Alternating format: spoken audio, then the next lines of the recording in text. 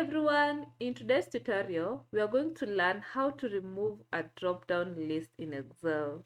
So in one of my previous tutorials, we learned how to create a drop-down list in Excel. As you can see here, we have this drop-down list whereby you can choose one of the answers provided here.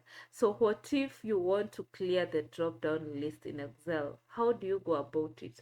So you're supposed to select the cell that has the drop-down list and then go to the data icon, then go to data validation, then data validation again. Then this pop-up will show up.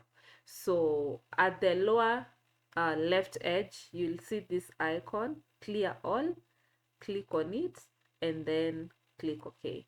So if we go back to the cell that had the drop down list, you can see the drop down list is not available. It's not there. Whereas this one still has the drop down list because we have not deleted it. So that's it about removing a drop down list in Excel.